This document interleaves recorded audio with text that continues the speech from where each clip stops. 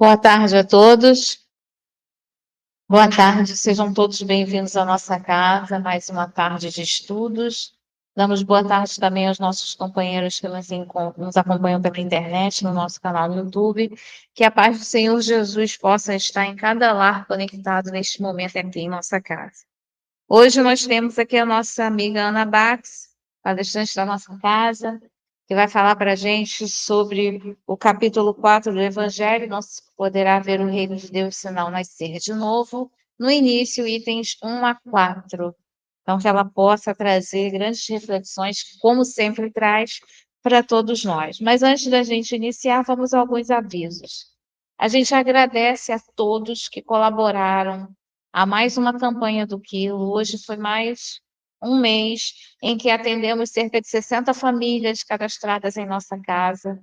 E esse trabalho, como eu sempre falo, ele só acontece pela colaboração de todos nós juntos, para que a gente possa estar auxiliando um pouco essas famílias necessitadas.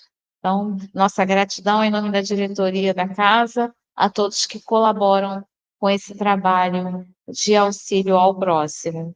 E, e o trabalho não é só do alimento material, a gente também dá um alimento espiritual para todos eles. Quem quiser conhecer o trabalho, venha nos visitar sábado a partir das 9h30 da manhã, onde trazemos a evangelização de zero ao infinito, porque desde os bebês, desde as mães gestantes, até a idade que tiver, seja no plano encarnado ou desencarnado, são evangelizados aqui na parte da manhã. E é um trabalho muito bom, é um trabalho que alegra muito os nossos corações. Quem puder vir, fazer uma visita, participar com a gente, será muito bem-vindo. Nós estamos também com as campanhas de sócios abertas, se quiser saber como é que a gente faz para manter, como é que faz para colaborar, conversa conosco que nós passamos todas as informações. Temos os nossos estudos que estão em andamento, quem quiser conhecer, pode nos procurar ao final da palestra. E as nossas atividades de evangelização também acontecem sábado de manhã, conforme eu já falei. E às terças-feiras, 20 horas, temos a nossa palestra também. E o atendimento fraterno. Quem necessitar presencialmente de uma conversa fraterna à luz da doutrina espírita, ao final das reuniões, o atendimento é feito. Então, hoje, caso alguém necessite de um atendimento fraterno, nos procure ao final que nós encaminharemos para o devido atendimento. Bom, creio que já passamos todos os avisos, agora vamos iniciar a nossa atividade da tarde de hoje com a leitura da página e, em seguida, a prece. Do livro Caminho, Verdade e Vida, Francisco Cândido Xavier, pelo Espírito de Emmanuel, a lição 128, Dádivas Espirituais. E, descendo eles do monte, Jesus lhes ordenou, dizendo: a ninguém conteis a visão, até que o Filho do Homem ressuscite dentre os mortos. A anotação de Mateus, no capítulo 17, versículo 9. E Emmanuel vai trazer para a gente as seguintes considerações. Se o homem necessita de grande prudência nos atos da vida comum, maior vigilância se exibe da criatura no trato com a esfera espiritual. É o próprio Mestre Divino quem nos exemplifica. Tendo conduzido Tiago, Pedro e João às maravilhosas revelações do Tabor, onde se transfigurou ao olhar dos companheiros, juntos de gloriosos emissários do plano superior, recomenda solícito: a ninguém conteis a visão, até que o Filho do Homem seja ressuscitado dos mortos. O mestre não determinou a mentira, entretanto, aconselhou se guardasse a verdade para ocasião oportuna. Cada situação reclama certa cota de conhecimento.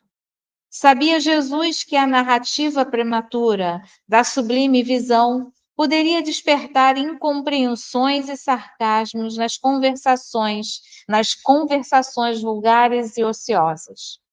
Não esqueçamos que todos nós estamos marchando para Deus, salientando-se, porém, que os caminhos não são os mesmos para todos. Se guardas contigo preciosa experiência espiritual, indubitavelmente poderás usá-la todos os dias, utilizando-a em doses apropriadas, a fim de auxiliares a cada um dos que te cercam, na posição particularizada em que se encontram.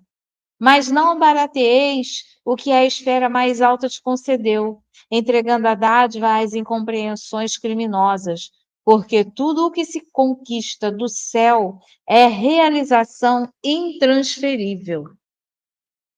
Então, que a gente possa, depois dessas reflexões de Emmanuel, possamos nos recolher na prece.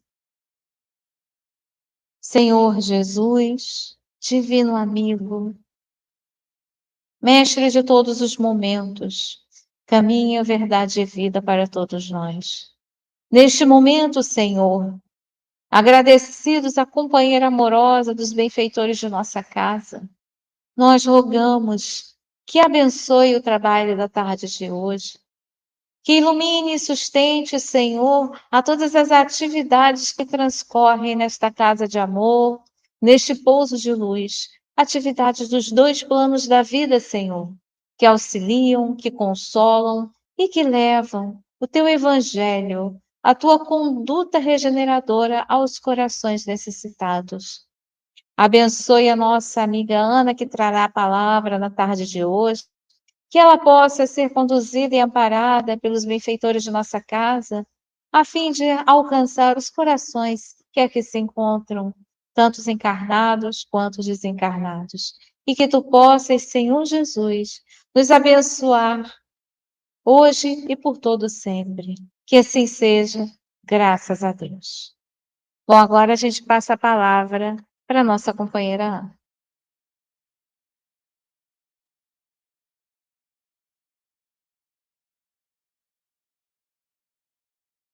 Bom, muito boa tarde. É sempre com muita alegria que a gente aceita o convite de estar aqui trazendo o estudo. Obrigada. E é sempre com muita alegria que a gente faz essas reflexões sobre os ensinamentos de Jesus. Então, que na tarde de hoje a gente possa trazer essas reflexões a ponto de aquietar os nossos corações com a certeza dessa vida em abundância que o Mestre nos proporciona.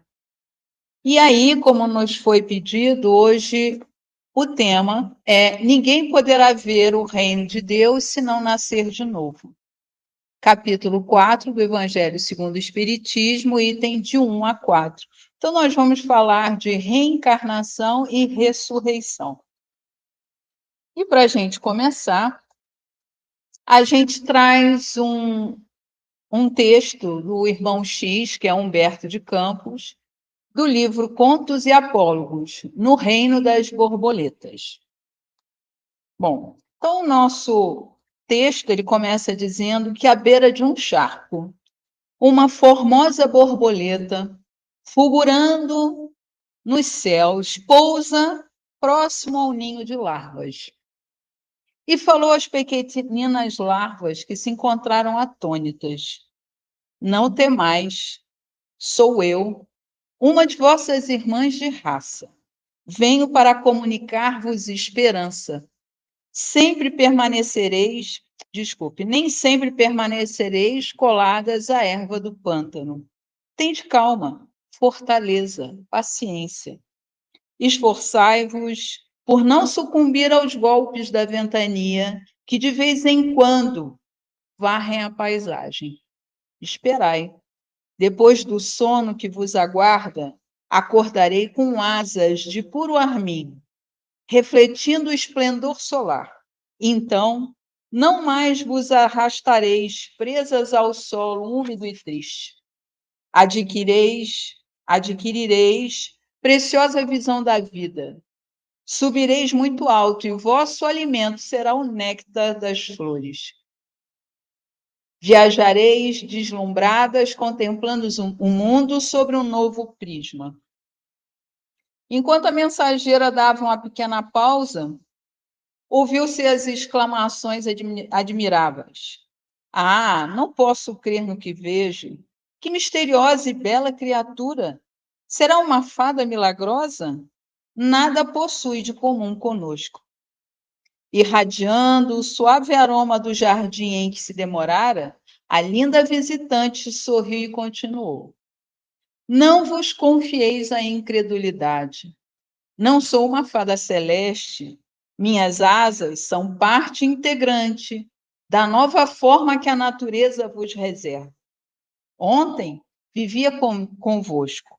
Amanhã vivereis comigo. Equilibrar-vos-eis no imenso espaço, deferindo voos sublimes à plena luz. Liberdade.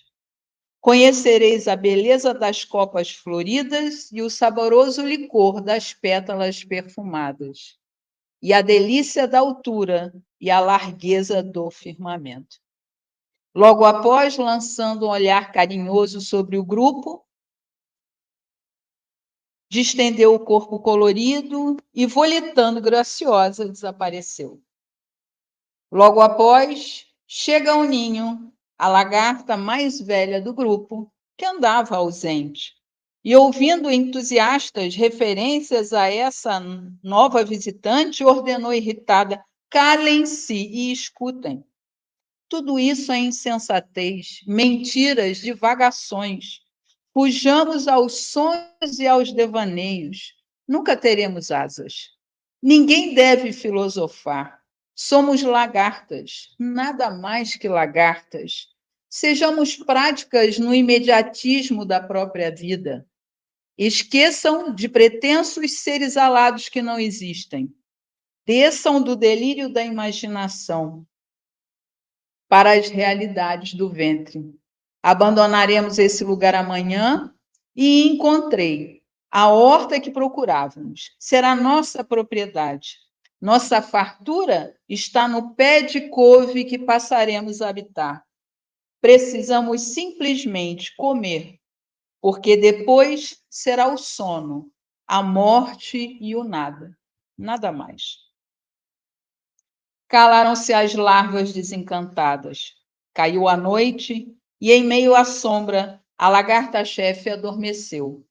Sem despertar no outro dia, estava ela completamente imóvel. As irmãs, preocupadas, observavam curiosa o fenômeno e puseram-se na expectativa. Findo algum tempo, com infinito assombro, repararam que a orgulhosa e descrente orientadora se metamorfoseava, surgindo uma aveludada borboleta voajante e leve. E aí o nosso irmão, Humberto de Campos, termina esse conto nos dizendo: anotando a lição breve e simples, creio que há muitos pontos de contato entre o reino dos homens e o reino das borboletas. Sim, nós, meros humanos, mortais e limitados, recebemos ao longo das eras as visitas de mensageiros, profetas, anjos, messias, que vêm nos dizer que somos deuses. Brilhe a vossa luz. Não andeis ansiosos pela vida de amanhã ou pela vossa vida, quanto ao que haveis de comer e beber, nem pelo vosso corpo, quanto ao que haveis de vestir. Não é a vida mais do que o alimento e o corpo mais do que o vestuário? Observai as aves do céu. Não semeiam, não colhem, nem juntam em celeiros, contudo, o Pai as sustenta. Porventura não valeis mais do que as aves? Qual de vós, por ansioso que esteja, pode acrescentar um côvago ao curso de sua vida? E por que andais ansioso quanto ao vestiário? Vês os lírios do campo? Eles não trabalham, não fiam.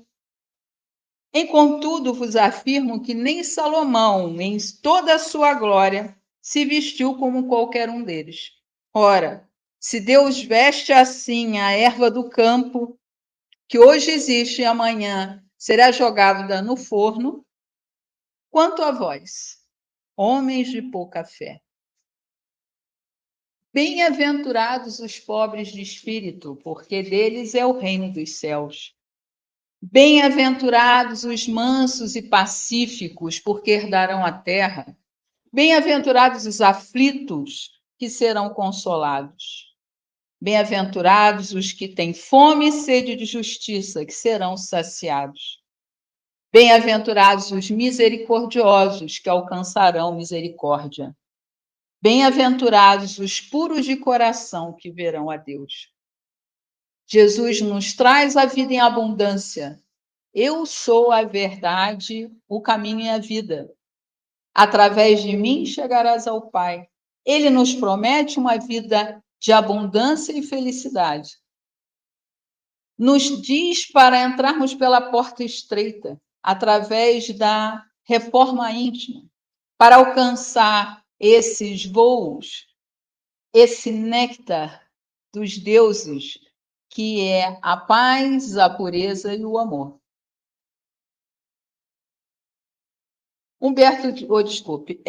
Emmanuel, através de Chico Xavier, vai nos dizer que encheu-nos Jesus da sua presença sublime, não para que possuamos facilidades efêmeras, mas para sermos possuídos pelas riquezas imperecíveis, não para que cerquemos de favores externos, e sim para concentrarmos em nós as aquisições definitivas.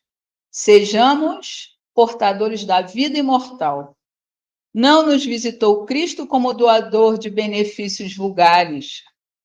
Veio ligar-nos a lâmpada do coração, a usina do amor de Deus, convertendo-nos em luzes inextinguíveis. Pelo Espírito de Emmanuel, Francisco Cândido Xavier. Vamos lembrar que ao tempo de Jesus, muitos eram como a lagarta-chefe. Muitos, e até hoje, nós encontramos irmãos que acreditam que o objetivo dessa vida é a fartura do ventre. Muitos acreditam que o objetivo dessa vida é o ter, porque a vida é tão curta e depois disso nada existe. Lembra-nos uma passagem de Jesus, daquele grande produtor que, ao final da sua colheita, não tinha onde guardar a sua produção. Tinha alcançado muitos e muitos grãos, e os seus celeiros não davam vazão. E ele matuta com ele mesmo, e ele, já sei o que fazer, destruirei os meus silos, colocarei as minhas sementes, construirei novos, maiores, e colocarei minha produção, e direi à minha alma, come, bebe, descansa. És louco. Essa noite pedirão a tua alma. Para quem tens trabalhado? Para Deus ou para Mamon, a materialidade? Então, muitos ainda, como naquele tempo de Jesus, os saduceus não acreditavam numa vida futura. Já os fariseus acreditavam. Acreditavam que havia a ressurreição, que poderia se voltar à vida no mesmo corpo. E aí a gente lê a página de abertura, onde Jesus, no Tabor, encontra-se com Moisés e Elias, e ao descer os apóstolos reconhecem Jesus como o Messias. E fala mais os doutores da lei dizem que Elias tinha que vir antes do Messias. E Jesus fala, não, ele veio. Elias veio. E não o reconheceram. E fizeram dele o que quiseram, como vão fazer com o Filho do Homem. Por quê? Porque eles acreditavam que Elias viria no mesmo corpo de Elias. E ele veio, esse espírito, no corpo de João Batista. E eles conheciam João Batista, viram criança, conheceram seus pais. Então não poderia ser a reencarnação, ou desculpe, a ressurreição de Elias. Mas a gente vê em algumas situações né? Como a que aparece para nós aqui em Mateus capítulo 22, versículo 23 a 32, quando Jesus é cercado pelos saduceus, que não acreditavam em ressurreição. E eles falam, mestre, disse Moisés que alguém morrer, não tendo filhos, seu irmão casará com a viúva e suscitará descendência ao falecido.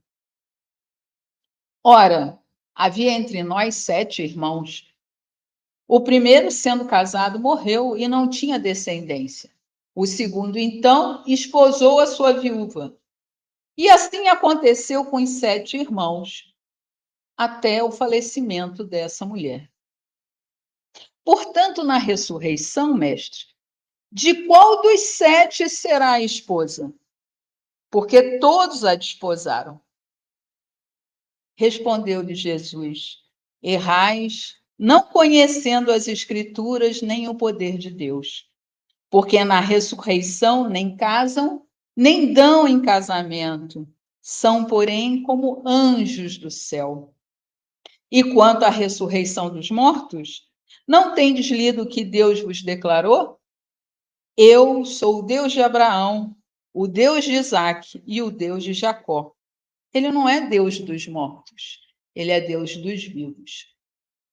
Então, ele vai nos dizer que após o desencarne, após a morte, temos um corpo fluídico. Se Elias tivesse que voltar pela uma terceira vez, não usaria o primeiro corpo nem o segundo corpo, como João Batista, mas viria com um terceiro corpo especialmente para aquela missão, para aquela reencarnação. Mas, durante o Novo Testamento e o Atos dos Apóstolos, algumas situações foram dadas como reencarnação. E a gente tem a primeira em Mateus 5, versículo 22 a 24. E aí nos conta Mateus que Jesus atravessou o mar de Tiberíades e, chegando ao outro lado, já grande multidão já o aguardava. Foi nesse momento dessa quantidade de pessoas que prensavam Jesus que a mulher hemorroísa teve a certeza que, tocando na veste de Jesus, estaria curada. E assim ela fez. Ela conseguiu driblar a multidão, tocar a veste de Jesus, e na mesma hora Jesus sente: quem me tocou? Porque ele sentiu que dele saiu uma virtude. E ela se apresenta.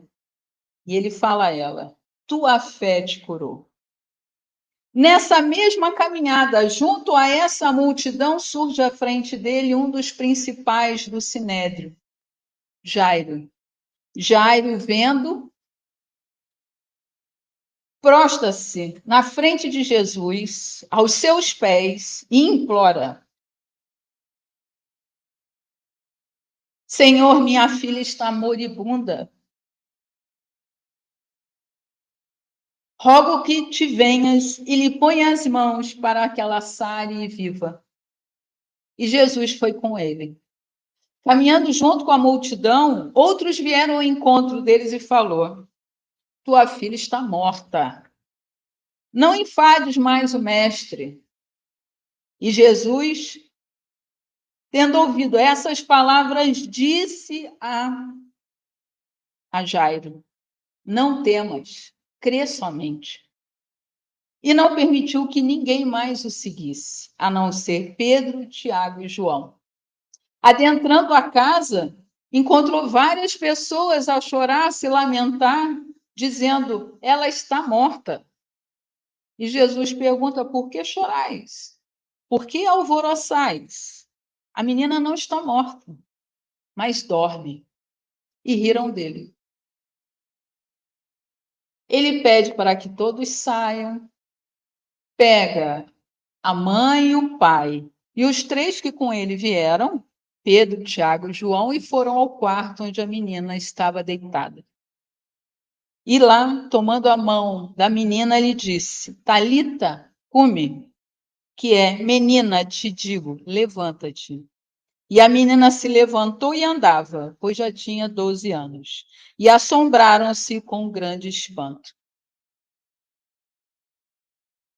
O nosso outro episódio foi em João, capítulo 11, versículo de 30 a 44.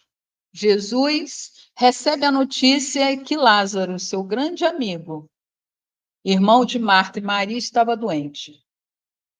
Mas Jesus leva 4 dias a chegar em Betânia.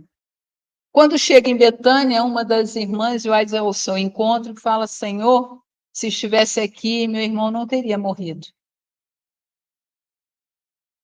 Mas sei que o que pedires ao Pai, ele te concederá. Jesus então pede que levem-o até o sepulcro. E lá manda rolar a pedra que tampava a entrada do sepulcro. E uma das irmãs, fala: mas Senhor, já faz 4 dias, ele já deve estar cheirando mal. E Jesus vai à frente do sepulcro com a pedra rolada, eleva os olhos aos céus e fala ao Senhor que ele agradece a confiança para demonstrar que ele era o enviado de Deus. E ele chama: Lázaro, vem para fora, levanta-te. E Lázaro aparece. A porta do sepulcro ainda completamente enfaixada. Uma outra situação está em Lucas 7, versículos de 11 a 17. Quando Jesus entra numa vila de Naim. E ao entrar, um cortejo fúnebre, uma viúva com um filho único tinha falecido. Jesus põe a mão no esquife, outros falam que na mão do morto, no morto, e ele senta e começa a falar, e todos se espantam. Situações também são relatadas lá no Atos dos Apóstolos, com Paulo.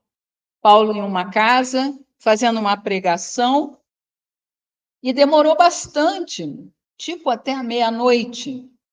Um rapaz que estava sentado numa janela no 3º andar, pega no sono e cai de lá. E todos dizem que ele está morto. Paulo, então, o abraça e dizem: não se preocupe, a alma dele está aqui. E o rapaz revive. Uma outra situação, também no Atos dos Apóstolos, está no capítulo 9, 36, 42. Uma mulher que vivia, uma discípula, que vivia na cidade de Jope, de nome Tabita. Trabalhava muito, ela fazia boas obras e, de repente, ficou enferma, morreu. E já estavam nos preparativos do corpo quando outros discípulos dessa cidade souberam que Pedro estava numa cidade próxima, em Lida, e foram buscá-los. Quando Pedro chega, todos já choravam e todos já prontos para o sepultamento da Tabita. E Pedro sobe, então, ao quarto onde ela estava, se ajoelha e, após uma prece, segura na mão dela e fala: Tabita, levanta. E a mulher abre os olhos, olha Pedro, senta e levanta. E Pedro a entrega aos outros vivo. Então, a gente vê que em muitos relatos do Novo Testamento, né, do Atos dos Apóstolos, nos fala dessa ressurreição, né? Voltar ao mesmo corpo. Mas, a partir do conhecimento da doutrina espírita, com a publicação do Livro dos Espíritos em 1857, a gente sabe que isso que aconteceu a essas pessoas, e a gente não sabe o porquê, a princípio, uma doença, uma queda, houve o quê? Nada mais do que um atributo, uma demonstração do atributo do espírito, que está entre êxtase, letargia e catalepsia, uma morte aparente. Por quê? Porque o espírito que, ao encarnar, ele se cola, vamos dizer assim, célula a célula com o corpo físico, e em algum momento, por algum motivo, ele começa a se desprender. E através do magnetismo de forte vontade, como no espírito de Jesus, Pedro e Paulo, esse perispírito volta a acoplar as mesmas células e a pessoa volta a despertar. Porque a gente sabe pela ciência que depois que o fluido vital sai do corpo, o corpo entra em decomposição e não há como retornar à vida. Então, esses casos foram casos de quê? Demonstração de atributos do espírito. E aí a gente continua, porque Jesus é preso, condenado, supliciado, crucificado e morto.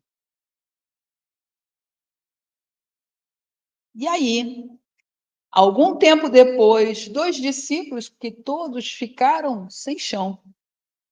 2 discípulos saem de Jerusalém e vão para Emaús, muito tristes, caminhando solitários, sem saber o que fazer. Porque Jesus era para eles ali a realidade daquele Messias que veio libertar o povo de Israel. Na verdade, veio libertar todos nós. E aí, eles caminhando, surge um estrangeiro que caminha com eles. E, segundo os relatos, ele vai perguntando, por que vocês estão tão tristes? O que aconteceu? E eles vão relatando. E ele, de alguma forma, vai consolando esses dois e trazendo a eles a ideia da necessidade, na necessidade dos acontecimentos, trazendo a força da pessoa de Jesus que permanece. E eles continuam caminhando até que vai anoitecendo, eles entram numa hospedagem e vão se alimentar. E o estrangeiro pega o pão e parte. Naquele momento em que ele parte o pão, os dois reconhecem que era a mesma forma que Jesus fazia. E naquele momento que eles reconhecem que aquele homem que caminhou com eles era Jesus, ele some, ele desaparece. Eles voltam a Jerusalém para contar aos outros que Jesus vive. E o que aconteceu no terceiro dia? Segundo João, logo cedo no terceiro dia, depois da morte de Jesus, Maria de Magdala vai com bálsamos dar os últimos cuidados ao corpo de Jesus. E chegando lá, o sepulcro está aberto. Ela entra e só tem um lençol. Nada mais ali dentro. O corpo de Jesus não está ali. Ela ouve alguém perguntando para ela: por que choras? Ele não está aqui. E ela ouve um barulho lá fora. E ela pensa que é o jardineiro, porque nesse sepulcro havia um jardim à sua volta. E ela começa: Senhor, onde está o corpo do meu mestre? Eu preciso dar os últimos cuidados. Se você sabe, me diga onde. E quando ela se aproxima, ela reconhece que é Jesus. E aí ela fala Rabone, que é mestre. E ele a orienta a ir falar com os demais, para dizer que ele estava vivo. E assim ela faz. Os apóstolos e outros discípulos estavam escondidos, trancados numa residência, com medo de também serem flagelados, de serem presos, crucificados, torturados. Estavam escondidos. E Maria adentra o recinto e fala: Jesus vive. E eles não acreditam. Vão até com ela ao sepulcro e realmente conferem que o corpo não está mais lá. Mas a acreditar que Maria de Magdala teria visto o mestre, Maria de Nazaré acreditou, a mãe, ela tinha certeza que era verdade. O tempo passa, alguns dias, eles continuam escondidos com medo, quando Jesus, mesmo com todas as portas fechadas, ele adentra o recinto. E eles ficam chocados. Porque estava ele ali. Tomé não estava presente. Então, quando falaram a Tomé que Jesus esteve no recinto, falou com eles, ele falou: eu não acredito, eu preciso tocar para poder crer. Em uma outra oportunidade, Tomé lá junto, Jesus aparece e apresenta as suas chagas. E Tomé as toca. É uma ressurreição? Era um corpo físico?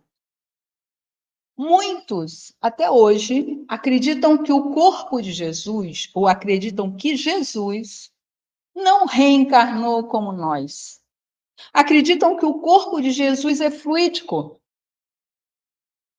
uma forma condensada. Kardec, na Gênese, explica que se o corpo de Jesus fosse fluídico, ele não poderia ser atravessado, como foi com a lança. Não poderia ser pregado as mãos através dos cravos. Como muitas outras situações, ele não poderia se apresentar como uma forma física comum como nós. Até porque o objetivo dele era nos mostrar como cumprir a lei de amor de Deus. Teria vir como nós. Nascer como nós.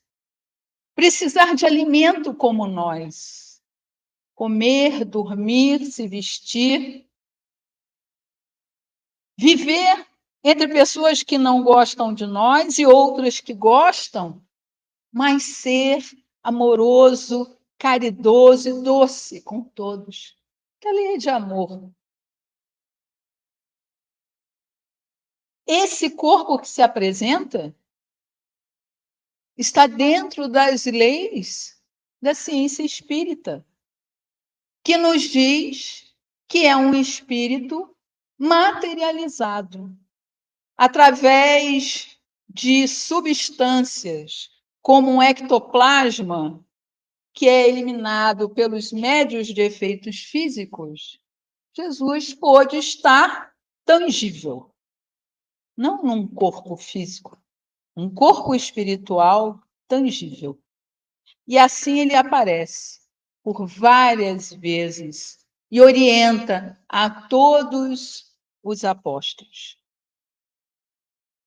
Bom, aí a gente traz um outro texto que está lá no livro Lázaro Redivivo, que irmão X, que é Humberto de Campos, né, vai nos falar sobre depois da ressurreição. O que aconteceu em Jerusalém depois da ressurreição?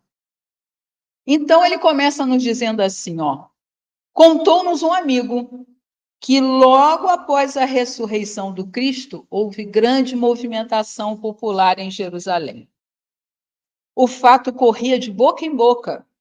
Sacerdotes e patriarcas, negociantes e pastores, sapateiros e tecelões discutiam o acontecimento.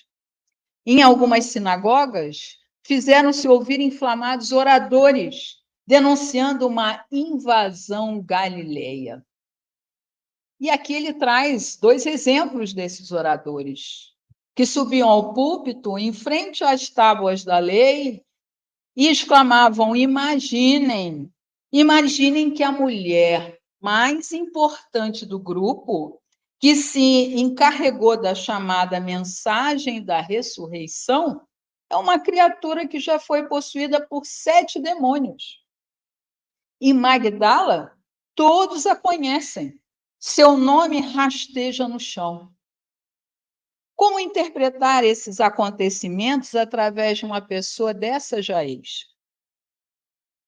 Os galileus são velhacos, impostores, naturalmente cansados da pesca, do pouco lucro, atiram-se em Jerusalém a uma aventura de imprevisíveis consequências.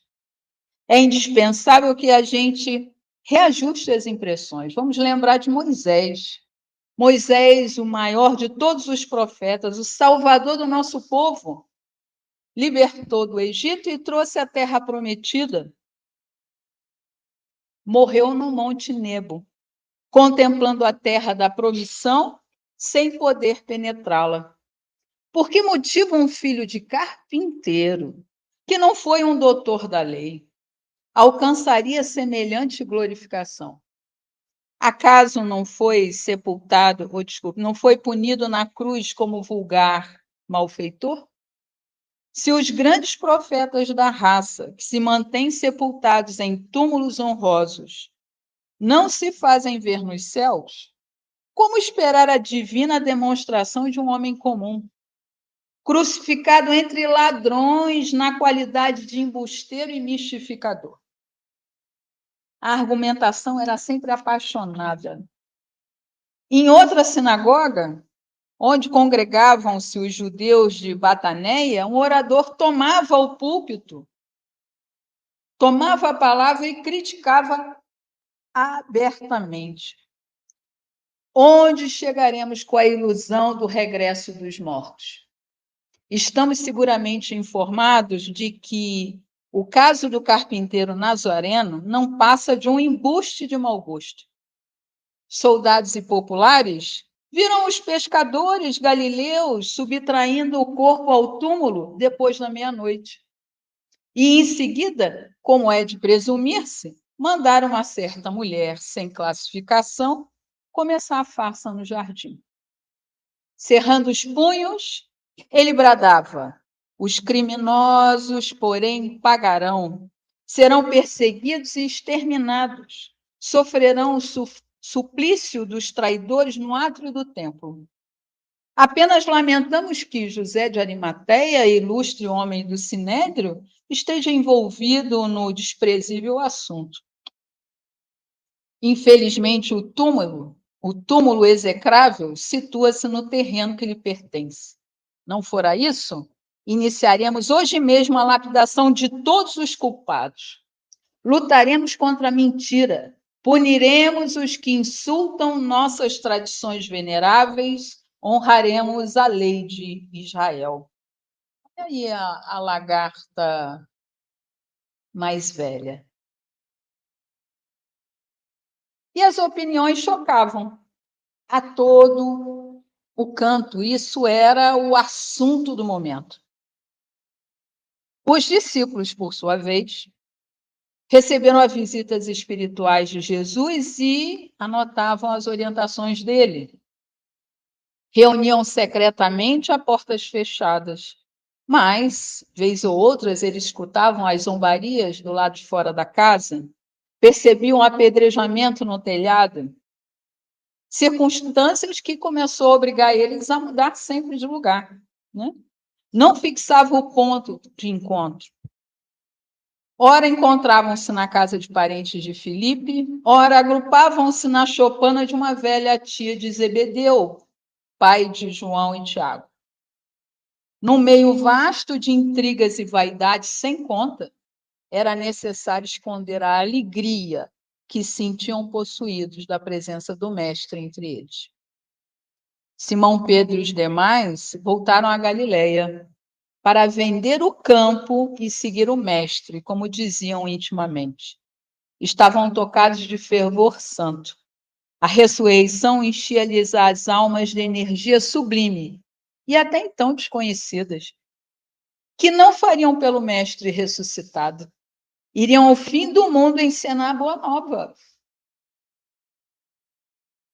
Venceriam trevas e espinhos, pertenceriam a ele e para sempre. Reorganizaram-se, pois, as suas atividades materiais e regressaram a Jerusalém. Lá foram recebidos por alguns amigos que os acolheram e deram, inclusive, o prédio onde iria começar os trabalhos, começar a obra, a Casa do Caminho. E aquele movimento de evangelização, que até então era às escondidas e de forma íntima, passou a ser assembleias de caráter público, efetuando sem qualquer impedimento.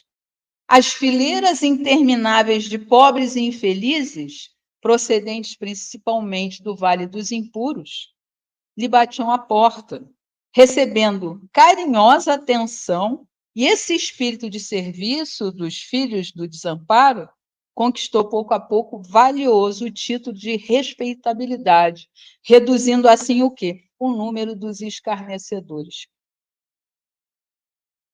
Todavia, continuava o problema. Teria o Cristo voltado ou não teria voltado? Muitas pessoas respeitáveis começaram a cobrar do Sinédrio uma posição. Então, eles formaram uma comissão de 3 homens, varados nas leis, para solucionar a questão junto aos discípulos. Eles efetuariam interrogatório, exigiriam provas cabais, iam resolver a situação. E aí, quando foi combinada a ocasião, grande reboliço, a multidão à frente da Casa do Caminho, os 3 notáveis, todos filiados ao farisaísmo intransigente, penetraram a residência humilde com extrema petulância. Simão Pedro, humilde, simples e digno, veio recebê-los. Após as apresentações, começou o inquérito verbal, observado por 2 escribas do templo.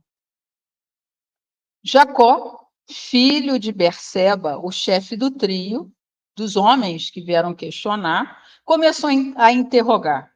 É verdade que Jesus, o Nazareno, ressuscitou? É verdade, confirmou Pedro, em voz firme.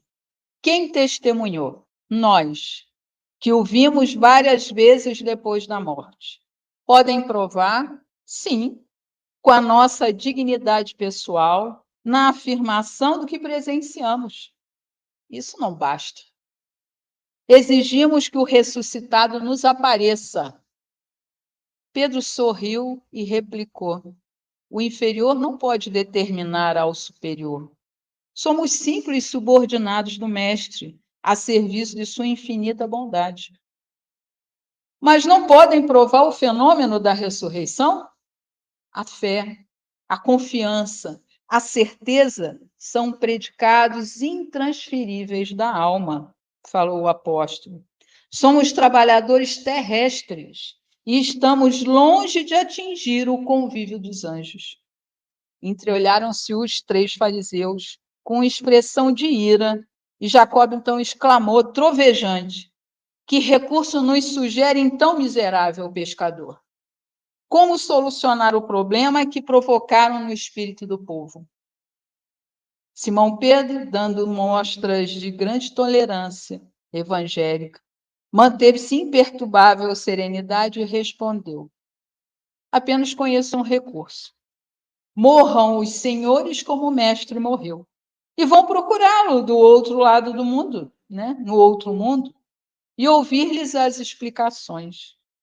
Não sei se possuem bastante dignidade espiritual para merecer o encontro divino, mas, sem dúvida, é o único meio que possa sugerir.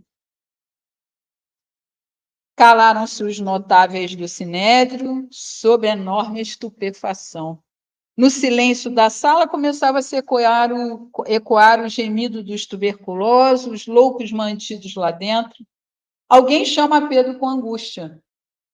O amoroso pescador fitou sem medo os interlocutores e pediu: dê-me licença, tenho mais que fazer.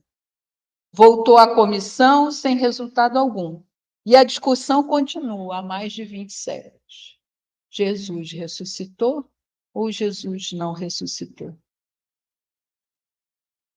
Jesus, então, voltando lá a João, capítulo 3, versículo de 21 a 21, ele fala abertamente a Nicodemos, que era um doutor da lei, um grande estudioso, que pergunta para ele como ele chegaria ao reino de Deus.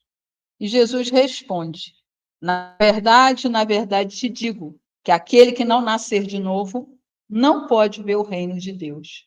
E Nicodemos, espantado, pergunta: como eu, um homem velho, vou voltar para o útero da minha mãe, que também já é idosa? E Jesus fala: ué, se você, doutor da lei, não conhece as leis da natureza terrestre, como vou te falar das coisas do céu? E Jesus responde novamente: na verdade te digo que aquele que não nascer da água, princípio da materialidade e do espírito, não pode entrar no reino de Deus. O que é nascido da carne é carne, o que é nascido do espírito é espírito. Jesus, de forma a nos auxiliar, nos fala: irei preparar um lugar para vós, porque agora vós sabeis que Deus é amor, vós sabeis o caminho da porta estreita para alcançar o reino dos céus. Mas não deixarei órfãos. Pedirei ao Pai e ele enviará um outro consolador, o Espírito de verdade. E ele fará relembrar o que eu ensinei e o que vocês não poderiam sustentar, porque a gente não tinha uma ciência para poder compreender. E essa terceira revelação vem com a doutrina espírita. E é lá no Livro dos Espíritos, na questão 166, que Kardec pergunta: como pode a alma, que não alcançou a perfeição durante a vida corpórea, acabar de depurar-se? E os espíritos respondem: sofrendo a prova de uma nova existência. E assim alcançaremos o reino dos céus, através de muitas encarnações. E quanto mais reto caminharmos, quanto mais próximos seguirmos o nosso Mestre, mais rapidamente alcançaremos a plenitude dos puros e perfeitos. Que a paz no nosso Cristo nos ampare, nos sustente e nos inspire a nossa caminhada, hoje, agora e sempre. Obrigada.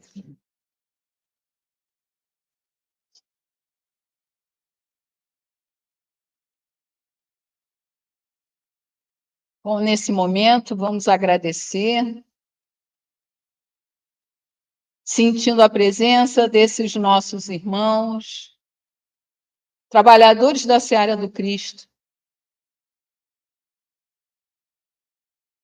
que incansáveis trabalham pelo amor, pela paz, pela regeneração da humanidade. Agradecendo a esses benfeitores que nos amparam de perto, como os nossos anjos guardiões. Agradecemos a esses benfeitores que nos inspiram todas as manhãs, todos os momentos, e que nesse momento possamos sentir Ele ao nosso lado, representando o Mestre Jesus, que faz parte hoje de nossas vidas, que está dentro dos nossos corações, que nos acolhe nos momentos de alegria e de tristeza, que é a nossa rocha, a qual sustentaremos a nossa edificação.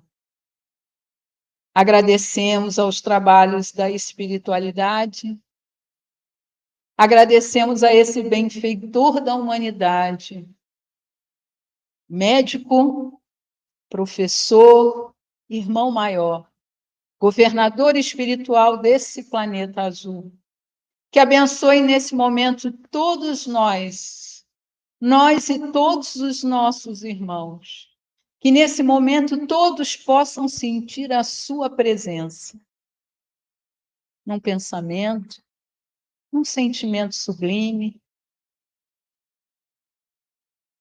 nesse silenciar das nossas mentes, que possamos olhar o mundo e ver a presença de Deus em cada canto, em cada pássaro, em cada flor, em cada perfume, em cada som. A certeza que somos amparados e muito de perto. Que essa tarde exprima nessa beleza sublime a presença desse Pai de amor e bondade e desse irmão maior, e que ele possa nos amparar e nos conduzir, hoje, agora, por todo sempre. Que assim possa ser, graças a Deus.